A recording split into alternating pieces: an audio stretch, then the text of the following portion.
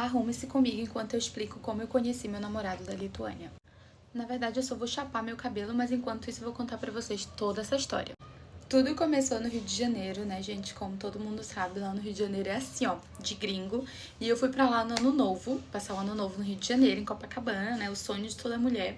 Mas uma coisa que eu tenho que falar pra vocês é que eu vinha de um ano de terapia, com várias decisões tomadas sobre a minha vida amorosa, tinha bloqueado um monte de gente, então tava tipo assim, não quero ninguém.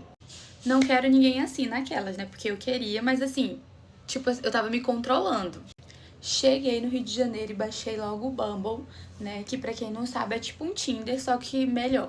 Mas eu juro, gente, eu baixei o Tinder sem nenhuma pretensão de encontrar alguém. Ou o Tinder já, o Bumble, sem nenhuma pretensão de encontrar alguém.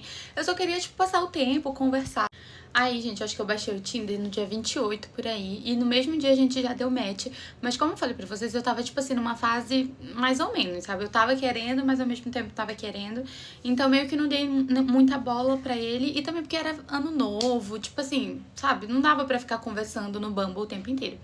E aí ele foi, me seguiu no Instagram, me chamou no Instagram. Acho que eu passei meu Instagram pra ele e falei, ó, se quiser chamar, aí a gente conversa lá. Aí ele me passou o Instagram dele e a gente começou a conversar. E na minha cabeça ele ainda não tinha chegado no Rio de Janeiro. Então eu achei que ele nem tava no Brasil, né? Então não tava muito ligando. Aí ele foi e mandou mensagem no Instagram, a gente começou a conversar. Aí eu perguntei, onde é que você vai passar o ano novo? Aí ele falou, em Copacabana. Aí que eu me toquei que ele tava no Brasil. Eu falei, nossa, eu também, tá, vamos se ver. Falei, vamos se encontrar lá em Copacabana e tal. Combinamos de nos encontrar, esse menino sumiu. Aí, gente, ele sumiu e eu falei pra ele, mandei mensagem pra ele e ele nada de aparecer. Quando foi umas 3 horas da manhã, ele apareceu falando que tinha passado muito mal e que tinha certeza que alguém tinha drogado ele. Aí eu, pra cima de mim, aí ele falou assim, é sério, posso ir te ver agora e tal? Eu falei, não, agora eu não quero mais. Mentira, eu não falei isso, mas falei, não, agora já tá, tipo, muito tarde, eu tô indo procurar um lugar pra ver o sol nascer, fica em paz, a gente se vê outro dia. Não sei porque não deu mais certo da gente se ver nessa semana, e aí eu peguei e falei assim pra ele, agora... Aí eu falei assim pra ele, agora se você quiser me ver, você vai até São Paulo com um buquê de flores e um pedido de desculpa. Aí depois que eu disse isso, a gente não parou mais de se falar, gente. A gente ficou se falando todos os dias, toda hora, cada segundo.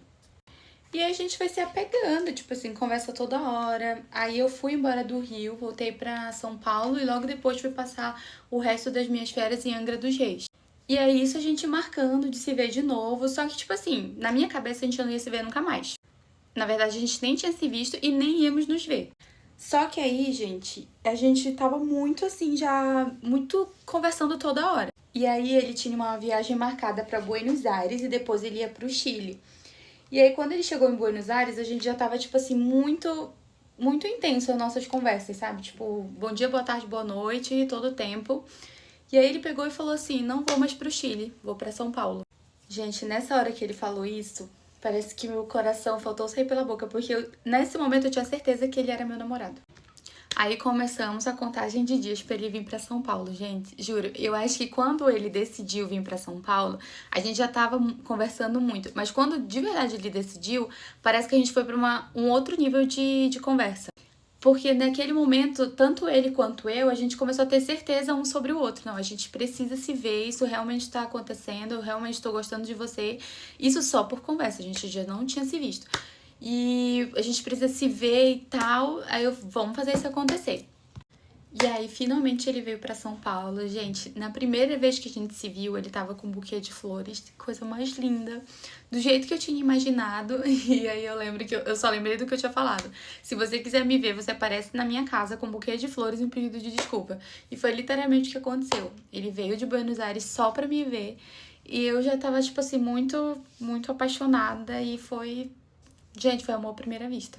E aí ele veio pra São Paulo, a gente ficou juntos, a gente não se desgrudou mais. Desde o primeiro dia que a gente se viu, a gente não se desgrudou mais. Eu já me mudei pro Airbnb, já levei todas as minhas coisas e a gente simplesmente começou a viver como se a gente fosse casado.